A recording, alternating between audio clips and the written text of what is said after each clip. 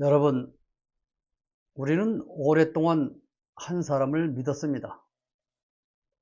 그가 걸어온 거친 삶을 보았고, 그가 던진 개혁의 약속을 믿었습니다. 수많은 공격과 비난 속에서도 그를 지켰던 이유는 단 하나였습니다.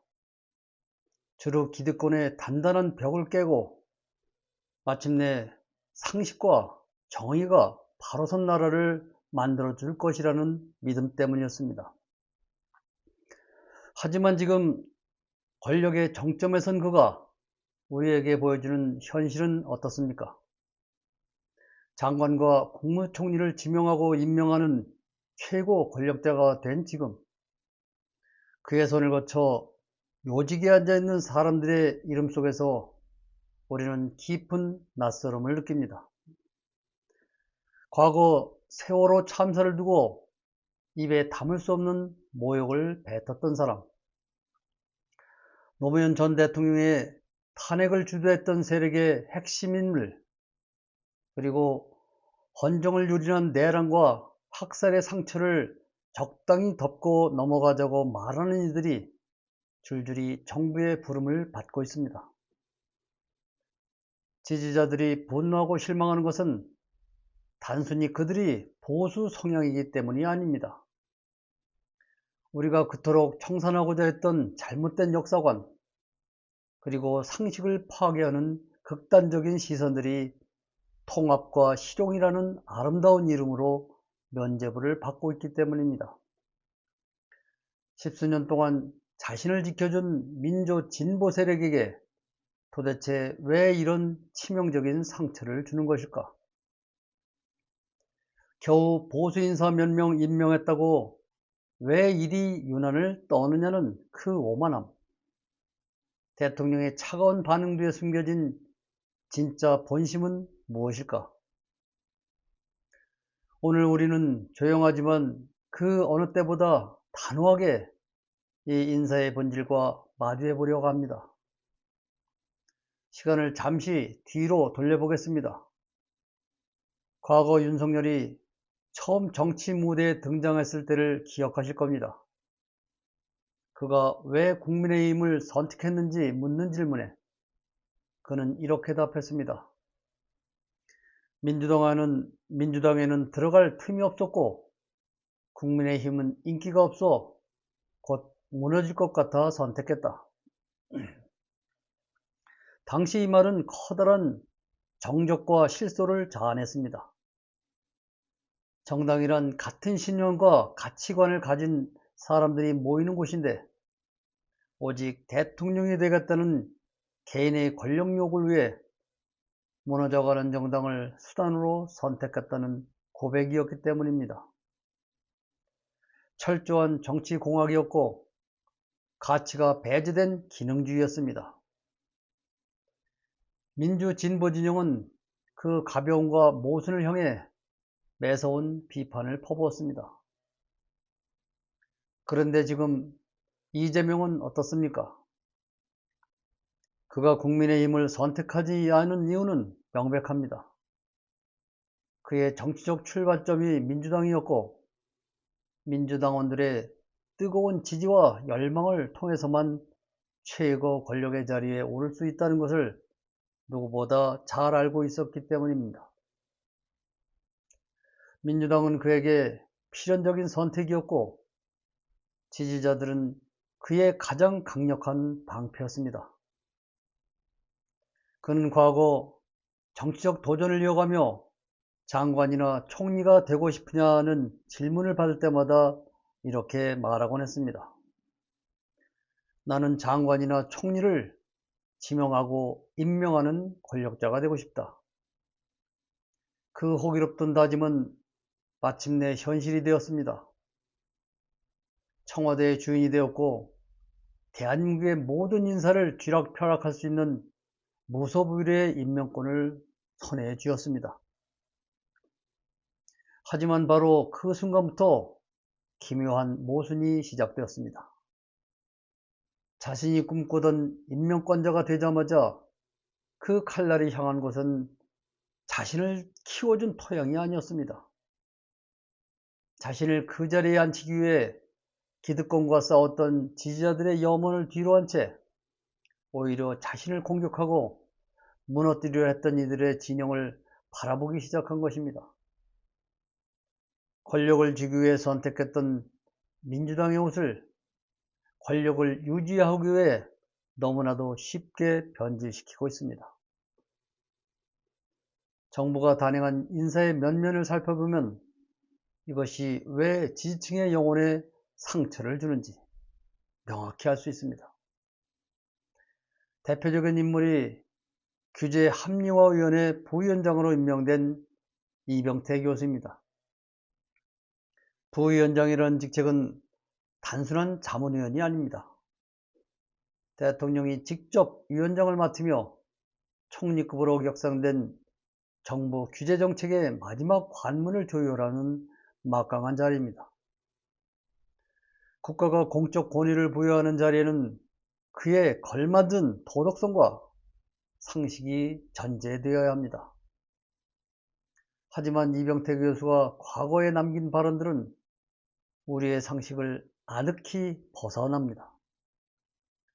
온 국민이 가슴을 쥐어짜며 눈물 흘렸던 세월호 참사를 향해 그는 천박함의 상징이자 불행한 고통사고라고 폄하했습니다. 전임 대통령을 향해서는 치매인가 정신분열증인가 라는 차마 입에 담지 못할 막말을 퍼부었습니다. 심지어 친일은 당연하고 정상적인 것이라는 뉴라이트적 역사관을 노골적으로 드러내며 민족의 아픔을 모욕하기도 했습니다.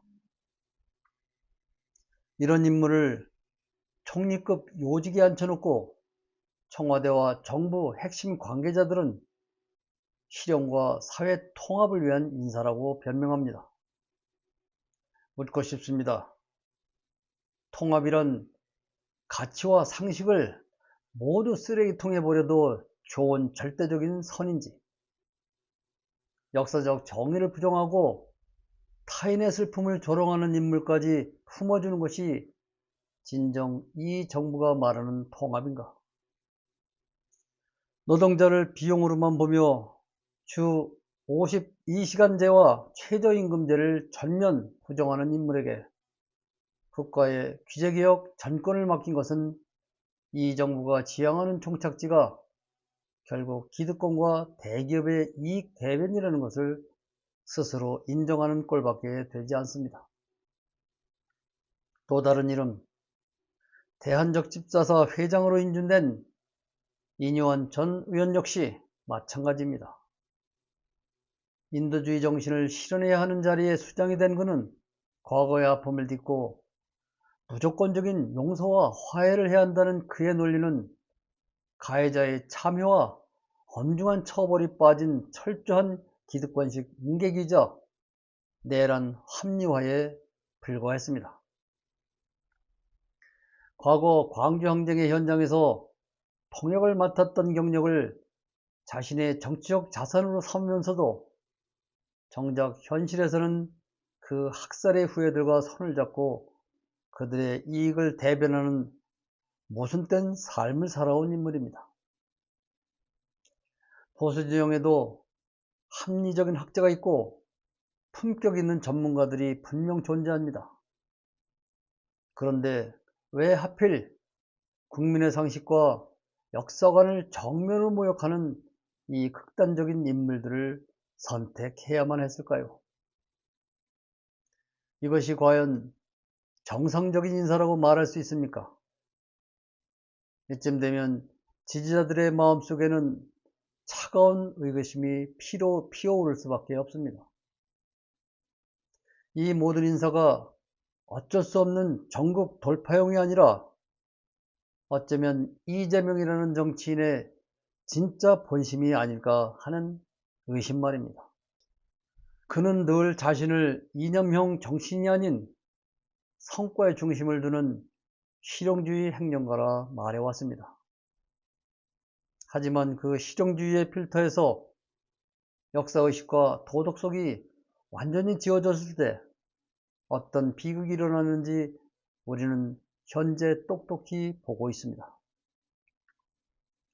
기재개혁에 성과를 낼 수 있다면 세월호를 무역한 이병태도 좋고, 검찰 내부를 장악하고 통제할 수 있다면 노무현 탄핵 세력의 상징이었던 한찬식 민정수석도 상관없다는 식의 기능주의. 이는 목적을 위해서라면 수단의 타락 따위는 눈 감아줄 수 있다는 지독한 권력지향적 태도와 닿아있습니다. 더 큰 본심은 기득권 주류 사회와의 타협, 그리고 퇴임 후 안위에 대한 계산에서 드러납니다. 지지자들이 이재명 정부에 원했던 것은 주류 기득권의 견고한 카르텔을 과감하게 깨부수라는 청산의 명령이었습니다. 하지만 임기 1년을 넘기며 지지율 균열이 찾아오자 이재명은 선명한 개혁으로 돌파하는 대신 보수 기득권의 상징인 김앤장 출신 법조인과 뉴라이트 성향의 엘리트들을 내각에 채워놓고 있습니다. 저들과 척을 지지 않음으로써 임기 말 국정을 안정시키고 퇴임 이후 자신에게 닥쳐올지 모르는 정치적 보복의 리스크를 사전에 관리하려는 연착륙 시도가 아니라는 추측은 그래서 너무나도 합리적입니다. 공직자는 지휘자가 시키는 대로 움직이는 법률상 의무가 있다. 기자회견에서 보수 인사들을 두둔하며 던진 이 한마디는 그의 권력관을 가장 적나라하게 보여줍니다. 과거가 어쨌든 어떤 망언을 일삼았든 내가 임명하고 내 지휘 아래 있으니 내 손발을 통제하면 그만이라는 오만함입니다. 하지만은 국민은 기계가 아닙니다. 그 인물이 살아온 삶의 궤적을 보고 그 인물이 상징하는 역사적 과오를 봅니다. 주인을 물었던 사냥개를 마당에 들여놓으며 자신은 안전하다고 믿는 주인을 보며 지지자들은 깊은 공포와 환멸을 느끼는 것입니다. 이재명 대통령에게는 대중의 심금을 울리던 오랜 서사가 있었습니다. 1980년 광주 민주화운동 당시 공장에서 일하던 소년공 이재명은 독재 정권의 왜곡 보도를 그대로 믿고 광주 시민들을 폭도라 욕하며 자랐다는 고백이었습니다. 이후 대학에 들어가 진실을 마주했을 때 밀려왔던 부끄러움과 부채감, 그것이 자신을 인권 변호사의 길로 이끌었고 정치인 이재명을 만든 뿌리였다고 그는 수없이 말해왔습니다. 지지자들은 그 눈물 어린 각성과 정직함에 기꺼이 자신의 표와 마음을 내어주었습니다. 하지만 지금 전개되는 인사를 보며 우리는 숨이 턱 막히는 서글픈 질문을 던지게 됩니다. 10대 시절 군부 독재의 거짓말에 속았던 그 소년공의 왜곡된 시선과 기득권을 향한 동경이 어쩌면 완전히 청사되지 않은 채 그의 내면 깊숙이 뿌리내리고 있었던 것은 아닐까 하는 질문입니다.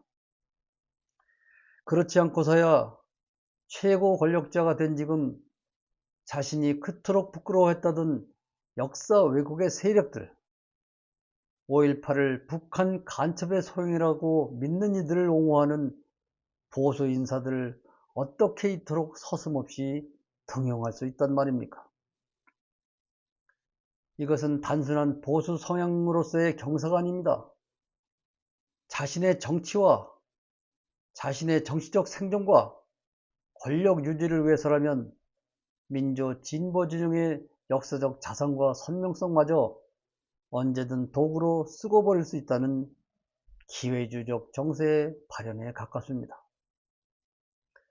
이것이 바로 십수년 동안 그를 지키기 위해 온몸을 던졌던 민주 진보 세력에게 가장 치명적인 상처를 주는 지점입니다. 가난하고 소외당한 이들의 눈물을 닦아주고 기득권의 벽을 깨줄 줄 알았는데 권력을 쥐고 나니 결국 기득권의 품으로 걸어 들어갑니다. 이 무거운 배신감은 그 어떤 적들의 공격보다 아프고 치명적입니다. 적에게 당하는 상처는 훈장이 되지만 믿었던 이에게 당하는 배신은 영혼을 무너뜨리기 때문입니다. 기자회견장에서 지지자들의 눈물 섞인 우절을 향해 겨우 몇 명 썼다고 유난히 하는 식으로 대처한 것은 불통의 정점입니다. 십수년의 세월을 맹목적인 진영 논리로 폄하당한 지지층의 차가운 회군, 그것이 바로 최근 여론조사에서 나타난 최초의 데드크로스라는 팩트의 본질입니다. 최근 발표된 리얼미터 여론조사 결과는 지극히 엄중합니다. 긍정평가는 취임 후 처음으로 40%대로 주저앉았고 부정평가가 오차범위 내에서 긍정평가를 앞서는 첫 데드크로스가 일어났습니다. 청와대는 엄중하고 겸허하게 받아들이겠다는 원론적인 입장을 내놓았지만 과연 그들이 이 숫자의 진짜 의미를 깨닫고 있는지 의문입니다. 이 지지율 폭락은 반대 진영이 결집해서 생긴 결과가 아닙니다. 가장 견고하게 정권을 떠받치고 있던 40대와 50대, 그리고 중도 진보 성향의 핵심 지지층이 스스로 방패를 내려놓고 뒤로 돌아서기 시작했기 때문에 일어난 균열입니다. 선거가 끝난 뒤 혁신과 청산의 속도를 높이기는커녕 내부 책임 공방과 권력 투쟁에 매몰되고 인사는 기득권 타협으로 채워지는 모습을 보며 지지자들이 깊은 환멸을 느낀 결과이죠. 인사가 만사라는 옛말은 결코 틀리지 않습니다. 인사는 권력자가 국민에게 보내는 가장 강력한 시각적 메시지입니다. 상식을 저버린 보수 인사들을 줄줄이 요직에 앉히며 지지층에게 무조건적인 이해와 통합을 요구하는 것은 가학적인 강요에 가깝습니다. 정당의 뿌리가 흔들리는 정권은 결코 오래 버틸 수 없습니다. 권력을 잡기 위해 민주당을 선택했지만 권력을 잡은 뒤에는 기득권과의 타협을 선택한 이재명. 그의 본심을 눈치챈 지지자들의 경고는 이미 시작되었습니다. 이제 선택은 다시 임명권자 본인의 몫으로 남았습니다. 가치를 잃은 신용의 끝이 어디인지 우리는 조용히 그러나 끝까지 단호한 눈으로 지켜볼 것입니다. 오늘은 비통한 마음입니다. 여기서 마칩니다. 고맙습니다.